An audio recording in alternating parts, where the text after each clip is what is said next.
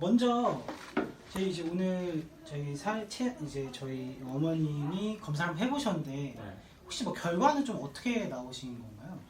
그 어머님 같은 경우에는 일단 나이가 70대가 되시고 과거 20년 전에 전자국 절제술을 하셨었어요. 그래서 오늘 와서 어머님과 상담을 좀 해본 결과 몇 가지 문제점들이 있었어요. 일단은 우리가 방광 초음파를 봤을 때 방광에 용종이 있었었고, 그 다음에 소변 검사 결과에서는 일단은 방광염 증상들이 좀 있었었어요. 그리고 제가 안에서 내진을 했을 때 어머님의 지금 방광류가 매우 심하시거든요. 방광류라는 거는 우리가 이제 방광이 밑으로 빠지는 거예요. 특히 복압이 들어가거나 기침 같은 걸 시켰을 때 방광이 밑으로 많이 빠지는 증상이 있으면서 소변이 새는 걸 볼 수 있었거든요. 이 세 가지가 다 요실금을 유발할 수 있습니다. 폐경과 관련돼서도 어머님의 어떤 요실금 증상이 일어날 수도 있고, 방광염도 마찬가지고, 그리고 방광의 용종도 우리가 빈뇨라든지 이런 절방뇨 증상들이 나타나거나 또는 혈뇨도 발생될 수가 있거든요. 그래서 이런 모든 것들을 다 같이 치료를 하면 좋아질 거로 생각이 됩니다. 그러면은 이 요실금이라는 게 정확히 좀 어떤 걸 말하는 건가요? 요실금은 자기의 의지와 상관이 없이 소변을 눕는 증상이죠. 그런데 이 증상이 무서운 이유가 뭐냐면, 많은 여성들이 요실금 증상들이 있고, 우리가 유병률을 보면 여성의 3명 중에 1명꼴로 요실금이 발생될 수 있다는 얘기죠.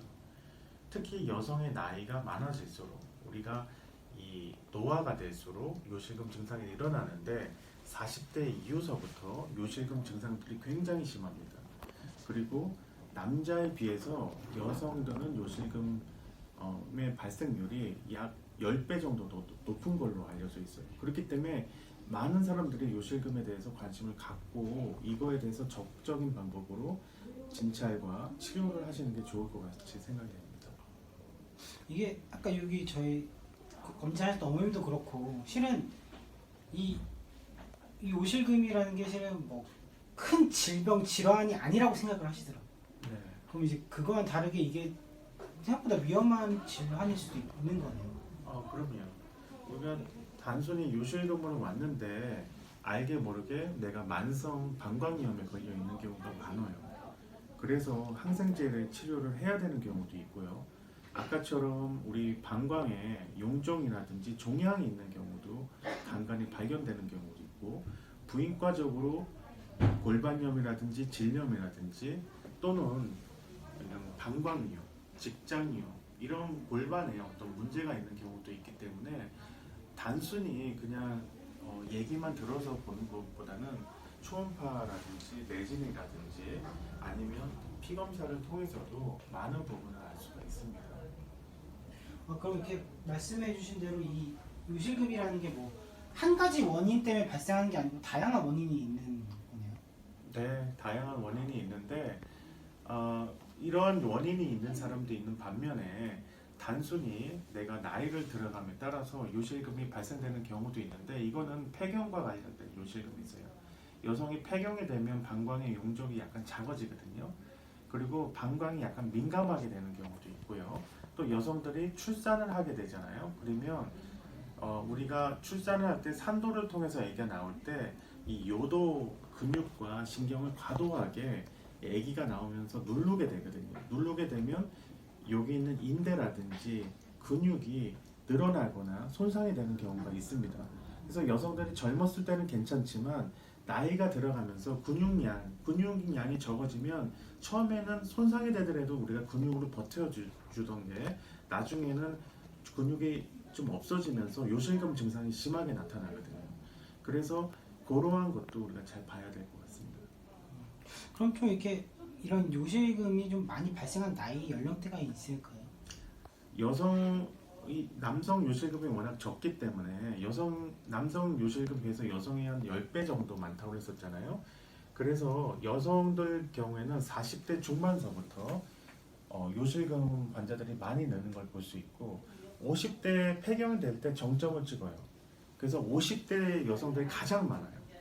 그 다음엔 70대, 40대, 60대 순으로 요실금 증상이 나이가 40대 이후서부터 급격히 늘어간다. 그렇게 알고 계시면 될 것 같아요. 특히 출산하고 관련이 아까 있다고 했었잖아요. 그렇듯이 출산을 첫째를 가진 엄마보다는 둘째, 셋째를 가진 엄마가 요실금 유병률이 훨씬 더 높습니다. 이게 그러면 이런 요실금이 실은 경험하지 못한 사람들은 이게 얼마나 힘든 건지 모르는 거잖아요. 네. 이게 왜 일상에서 힘든 건가요, 요실금 같은 일상생활에 요실금이 힘든 이유는 일단은 요실금 환자들은 사회적인 생활이 약간 기피하게 돼요. 그 이유는 내가 어떤 운동이라든지 아니면 사람들과 대화를 나눈 도중에 소변을 지르게 되고 속옷이 자꾸 젖기 때문에 환자분들이 이런 사회적인 거와 거리를 두게 되고 운동하기도 어려워지고 그 다음에 약간씩 우울증도 발생이 됩니다. 그래서 이런 점들이 저는 더 위험하다고 생각을 해요. 이게 제가 이게 뭐 약간 들었던 건 이게 뭐 그 방광을 지탱해주는 뭐 근육인 네. 그런 게 이게 좀 약해져도 요실금이 생길 수 있다고 하던데 네. 그것도 맞는 거. 네네. 그냥 방광을 우리가 여성의 요도는 남성에 비해서 굉장히 적습니다. 짧아요. 남성들은 전립선이라는 어떤 이 구조물 때문에 소변이 어떤 그 구조물에서 좀 막아지는 역할이 되는데 여성들은 굉장히 짧고 그 다음에 굉장히 여성의 골반에 어떤 문제가 생겼을 때 요실금 발생률이 굉장히 높아지거든요. 특히 이 요도를 감싸고 있는 요도에 있는 근육들이 있어요. 그 근육을 통해서 내가 이 소변을 참을 수 있는 능력이 되는데 그 근육들이 망가지게 되면 일단은 요도 소변을 참기가 굉장히 어려워집니다. 그렇기 때문에 이런 것들이 다 출산과의 연관성이 조금씩 다 있어요. 그런 그 요도를 지탱하는 근육은 이제 아무래도 나이가 들다 보면은 이게 조금씩 감소하고 그런 네. 거겠네요. 네, 우리가 이제 폐경이 되면 에스트로겐 수치가 저하가 되죠. 에스트로겐 수치가 저하되고 근육량이 저하가 되고 또 에스트로겐 수치가 저하되면서 그 콜라겐도 같이 저하가 되거든요. 그래서 하여튼 우리 인대와 근육의 관계가 상당히 약해져요. 약해지면서 우리가 소변을 참는 그 근육들이 굉장히 좀 어려워지는 거죠.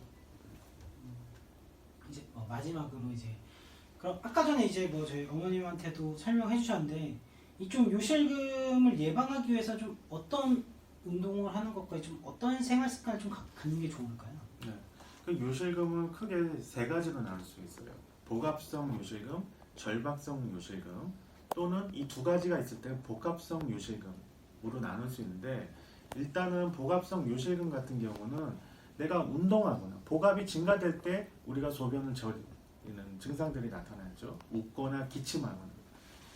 절박성 요실금은 갑작스러운 요감을 막 느끼게 되고 이것 때문에 소변을 자꾸 보게 된다는 느낌을 갖게 돼서 화장실 가는 도중에 소변을 보는 거예요.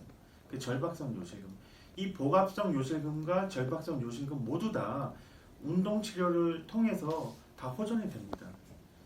특히 아까도 얘기했던 케겔 운동 같은 경우는 매우 중요한 운동 중에 하나인데 이 관략근을 이렇게 수축했다가 풀어주는 그런 운동이 굉장히 중요해요. 그래서 운동요법이 있는데 하루 3번 정도 한 15회에서 20회 정도씩 케겔 운동을 아침, 점심, 저녁으로 조용한 가운데 이렇게 시행하는 게 좋고 그 운동에서 어떤 근육을 잘 움직여야 될지 모를 때는 내가 화장실에 가서 소변을 좀 참는 법을 보면 소변 넣을 때 소변을 참을 때 어떤 근육이 수축이 된다는 것을 좀 알게 되거든요. 그때 그런 근육을 우리가 그런 케겔 운동에 적용을 해서 그런 근육을 좀 이용하면서 운동을 하는 게 굉장히 중요한 요법이 될 것 같고요.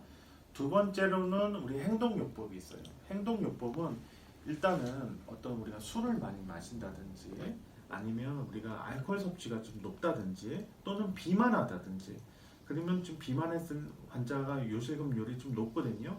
그렇기 때문에 좀 다이어트를 한다든지 운동을 좀 한다든지 내가 먹는 식생활을 좀 개선한다든지 이런 것들도 굉장히 중요한 역할을 하게 됩니다. 선생님 감사합니다.